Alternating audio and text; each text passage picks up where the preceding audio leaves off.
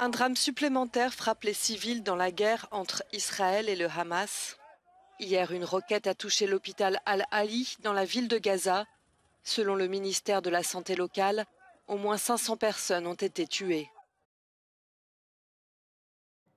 L'horreur de cette nouvelle catastrophe humanitaire embrase les réseaux sociaux et la Cisjordanie, l'autre territoire où vivent des Palestiniens. Plusieurs mosquées appellent immédiatement à se rassembler. Des milliers de Palestiniens qui crient leur colère. Saura-t-on un jour qui a bombardé l'hôpital Al-Ali à Gaza? Israël et le Hamas s'accusent mutuellement, soutenus par leurs alliés respectifs. J'ai vu il n'y a pas longtemps une grande pancarte, un large panneau publicitaire d'une soi-disant église. En fait, c'est une église dénominationnelle, les fausses églises que nous dénonçons.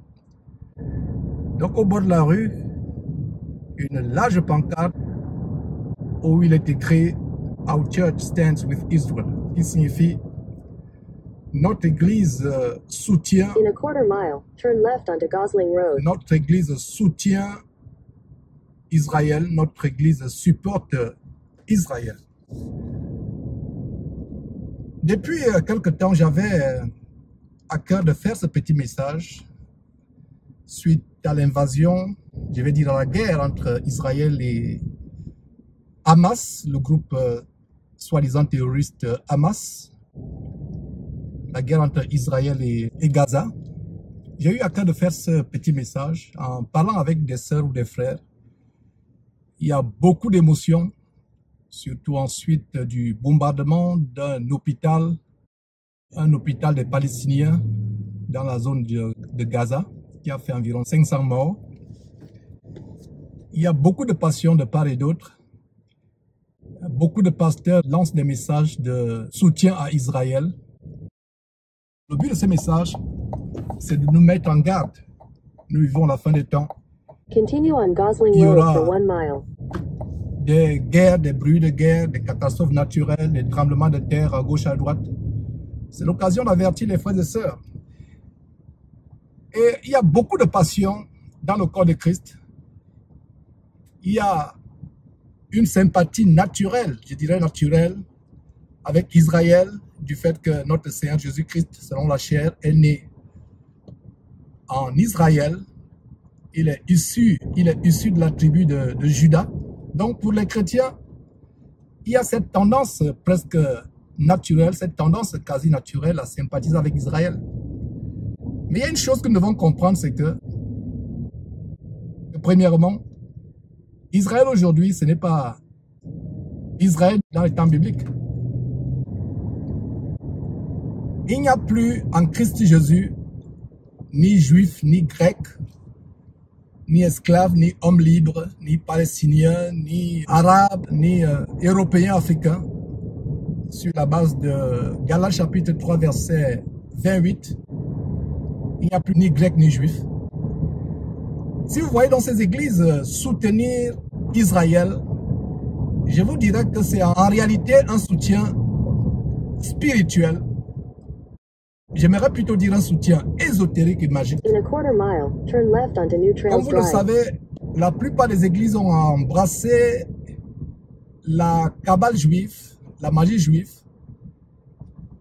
J'ai regardé même il y a quelques jours, je ne sais pas si c'est hier ou avant-hier, une organisation pseudo-chrétienne qui a fait un pèlerinage en Israël, où ils étaient en train de prier en Israël. Tous ces pèlerinages que vous voyez être organisés en Israël, en temps de guerre comme en temps de paix, c'est tout simplement parce que ces pasteurs qui organisent ces croisades sympathisent avec la source de leur pouvoir occulte, la source de leur pouvoir magique, qui est la cabale juive, qui est la magie juive. Mon message n'est pas d'amener les frères et sœurs à avoir un parti pris. La guerre est atroce, qu'elle soit occasionnée par les Arabes, les anti-israéliens, qu'elle soit occasionnée par Israël. La guerre est quelque chose d'insoutenable. En passant, notre guerre n'est pas contre la chair et le sang. Notre guerre est spirituelle. Nous n'avons pas lutté contre la chair et le sang, nous luttons de manière spirituelle. Et il y a beaucoup de passion et j'aimerais encourager les frères et sœurs à taire leur passion. Nous ne pouvons pas prier pour que les prophéties de la fin des temps ne s'accomplissent pas. Elles vont s'accomplir. Et c'est effroyable de les voir s'accomplir devant nos yeux. Peut-être que cette guerre actuellement ne nous touche pas. Pour ceux qui sont en Afrique ou pour ceux qui sont en Europe ou aux États-Unis, cette guerre ne nous touche peut-être pas. Mais les prophéties de la fin des temps s'accomplissant, nous ne serons pas surpris en voyant cette guerre s'étendre au monde entier. Les dirigeants de ce monde parlent d'une troisième guerre mondiale qui est en préparation. Là n'est pas notre problème. Comme je l'enseignais un dimanche lors de nos réunions habituelles, nos enseignements, les enseignements que je donne presque tous les dimanches par Zoom. Je vous encourage d'ailleurs à y assister. Si vous n'avez pas mon email pour assister à ces enseignements, vous pouvez me contacter par georges.nama, Georges français avec S à la fin, georges.nama@gmail.com pour assister à ces enseignements. J'invite les chrétiens à taire leur passion. La seule passion que nous devons avoir, c'est la passion pour Christ. Il y a des chrétiens, je le disais et j'insiste encore, qui ont cette inclination naturelle à supporter Israël en pensant que Israël, c'est quand même là où est né, selon la chair, notre Seigneur Jésus-Christ. Si certains ont connu Jésus selon la chair, il y a plusieurs siècles, il y a plus de 2 millénaires, nous aujourd'hui, nous ne connaissons pas Jésus selon la chair. Il n'y a plus ni grec ni juif. Turn left onto Lake Woodlands Drive. Notre Seigneur Jésus que nous adorons, que nous aimons, que nous prions, que nous louons, n'a rien à voir avec le Jésus qui est venu sur terre mourir. Et je peux déjà vous dire que la nationalité de Jésus-Christ n'a plus d'importance. L'origine terrestre charnelle de Jésus-Christ n'a plus d'importance parce que Jésus-Christ actuellement est au ciel, à la droite de Dieu dans les lieux célestes. Et nous sommes, avec Jésus-Christ, citoyens du ciel. Nous sommes citoyens du ciel avec Jésus-Christ. Il y a des gens qui me demandent, Georges, quelle est ta nationalité? Est-ce américaine? Est-ce gabonaise? Est-ce camerounaise? Ma réponse est qu'en réalité, spirituellement, nous sommes les citoyens du ciel. Alors, si vous pensez supporter Israël parce que c'est là où Jésus est né, vous vous trompez grandement. Les Arabes ont besoin du salut, tout comme les Juifs. Ces Juifs qui sont issus de la même tribu d'Israël que Jésus-Christ, c'est-à-dire Judas, qui existent encore, qui sont les descendants de David, tout comme Jésus-Christ, qui existent actuellement. S'ils n'acceptent pas Jésus-Christ, s'ils ne se convertissent pas, ils ne seront pas sauvés. Si les Arabes se convertissent, ils seront sauvés, ils auront le salut.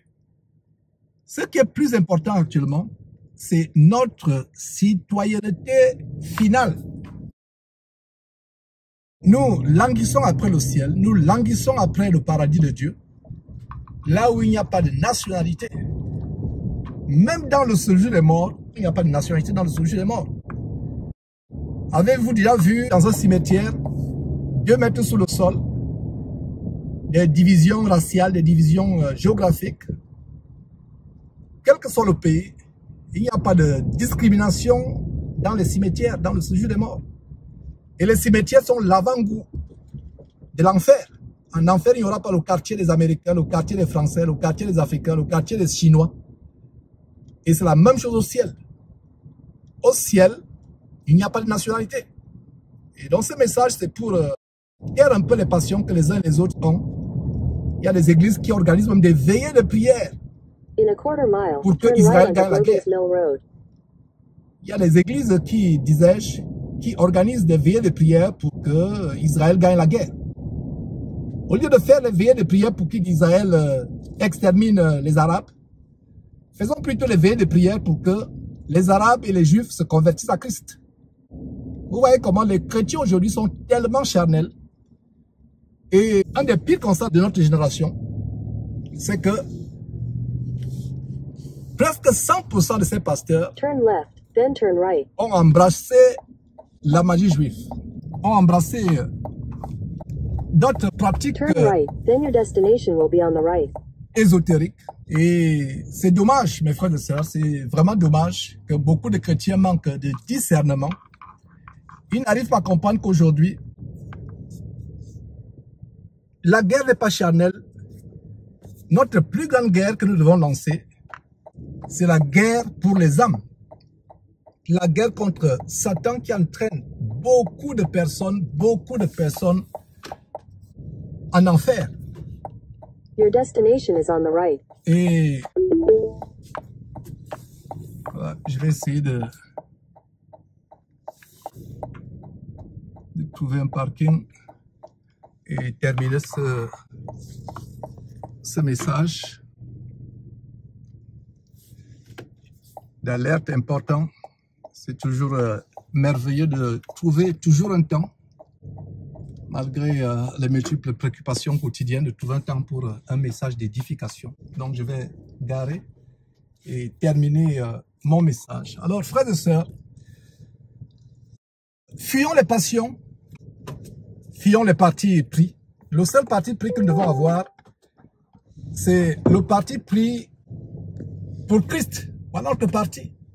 C'est notre seul parti. Il n'y a pas de parti pris, il n'y a pas de camp. Le seul camp que nous avons, ce n'est pas le camp des pro-arabes, pro-israéliens. Parce qu'il y a aussi des chrétiens qui supportent les Arabes en se disant qu'ils sont persécutés. Ils sont claquemurés, ils sont embrigadés dans une prison à ciel ouvert. Ils sont embrigadés dans une prison à ciel ouvert à Gaza, parce que Gaza, en fait, c'est une prison à ciel ouvert. Il y a des chrétiens qui sympathisent avec les Arabes, qui sympathisent avec les Palestiniens, disant qu'ils sont opprimés, sont brimés, ils sont sous l'oppression d'Israël. Laissons les hommes politiques, les grands de ce monde, les dirigeants, les gouvernements détruisent ce monde avant que le grand jugement de Dieu arrive. Pour ce qui me concerne, et ce qui concerne les véritables élus de Dieu, les véritables chrétiens, nous devons prier pour que la majorité des personnes à travers le monde accèdent au salut, connaissent l'évangile de Jésus-Christ, qu'ils soient arabes, qu'ils soient juifs. Ce n'est pas parce que quelqu'un est né de la même tribu que Jésus-Christ, ce n'est pas parce que son ancêtre était le cousin de Marie, la mère de Jésus-Christ, qu'il ira au ciel. Vous allez au ciel en mettant en pratique la parole de Dieu. Et pour mettre en pratique la parole de Dieu, il faut d'abord découvrir la voie qui mène au ciel. Jésus-Christ est la seule voie qui mène au ciel, le chemin, la vie et la vérité. Si les Juifs n'abandonnent pas le judaïsme, s'ils ne se convertissent pas en Christ Jésus, ils n'iront pas au paradis.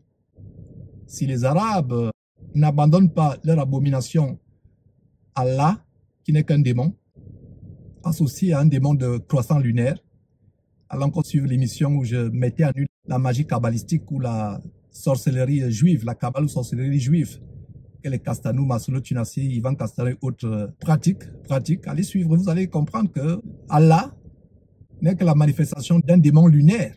C'est pour cela que le croissant de lune est le symbole de l'islam.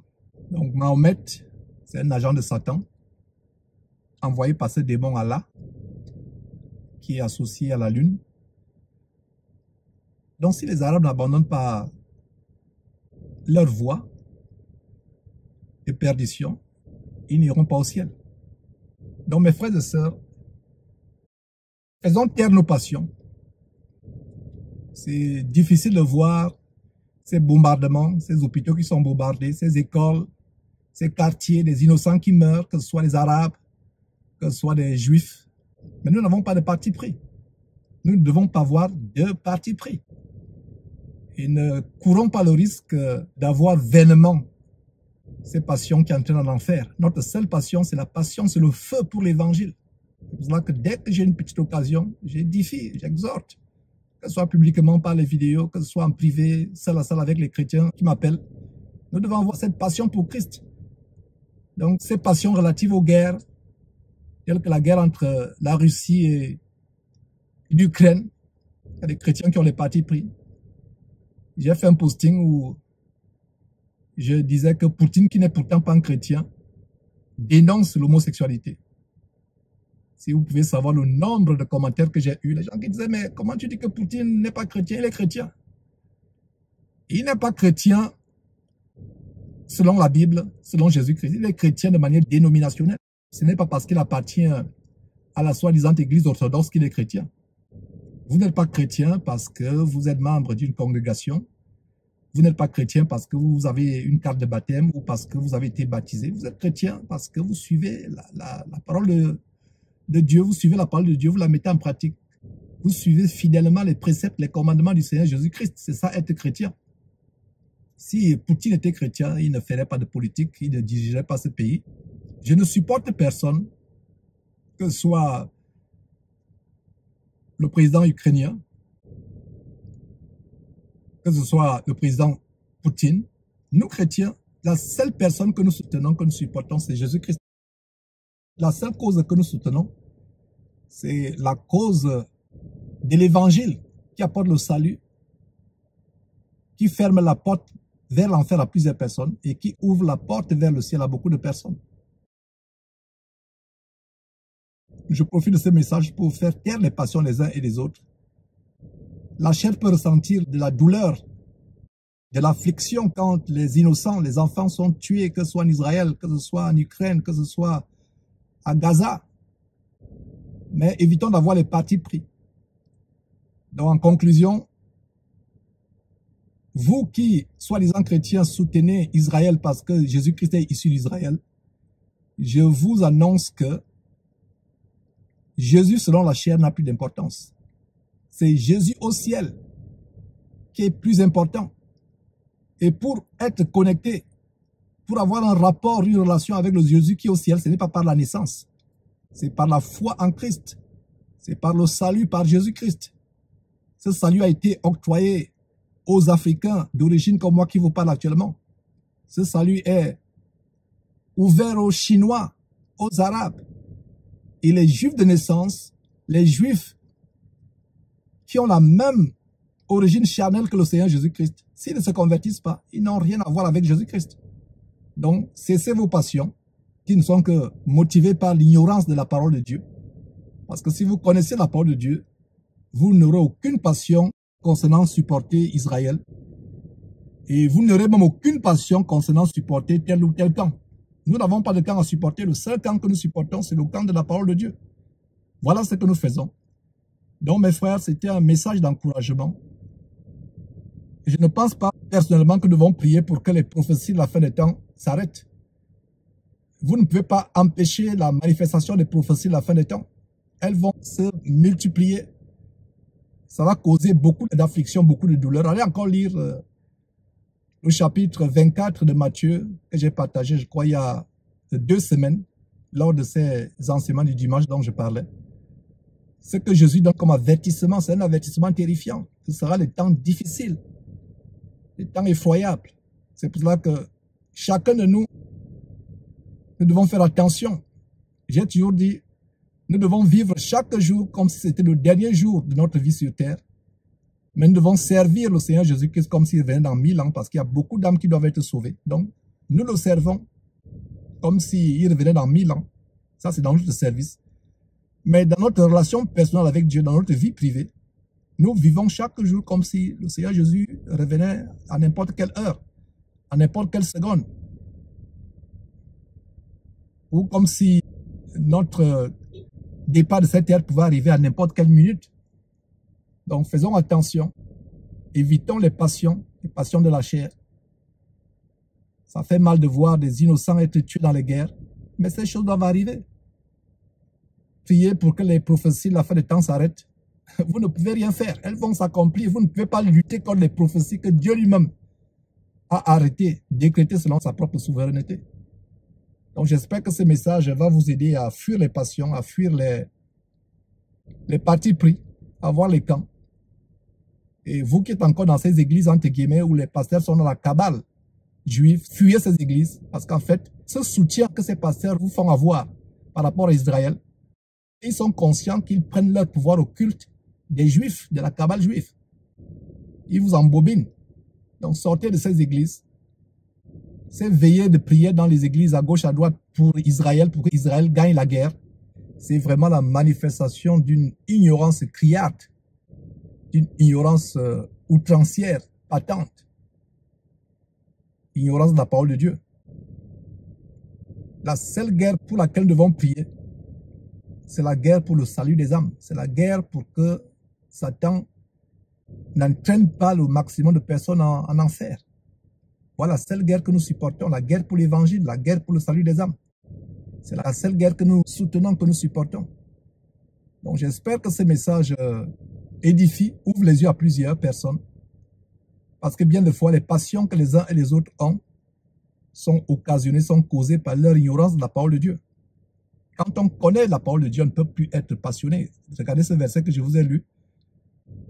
Galates chapitre 3, verset 28. Si vous lisiez ce verset attentivement, Galates chapitre 3, verset 28, en lisant attentivement ce verset, vous comprenez qu'aujourd'hui, l'origine nationale, ethnique, tribale de qui que ce soit, ça n'a pas d'importance. Ce qui est important, c'est notre véritable état spirituel. Soit nous sommes à Christ, soit nous sommes à Lucifer. Et ma prière, c'est que le maximum de personnes soient à Christ et aillent au ciel. C'est pour cela que nous sommes en guerre. Voilà la seule guerre que nous supportons. Il y aura tellement de guerres. Si vous vous mettez à supporter tel ou tel camp, vous serez fatigué à avoir des partis pris. Vous serez fatigué à avoir des gens à supporter. Vous voyez donc cette église abominable dont j'ai vu la pancarte. En fait, c'est cette pancarte qui m'amène à faire ce message. Outre cette pancarte, mais la conversation que j'ai avec quelques personnes qui pensent que, voilà, soit Israël a tort de bombarder les innocents enfants arabes, soit nous devons supporter Israël dans toute voie parce que Israël est la nation où est issu le Seigneur Jésus-Christ dans la chair.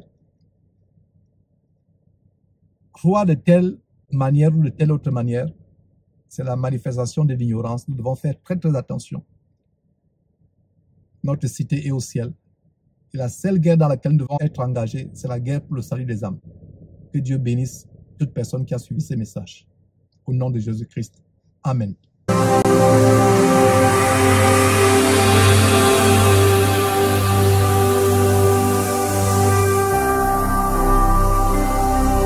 Jésus-Christ TV, vous connaîtrez la vérité et la vérité vous affranchira.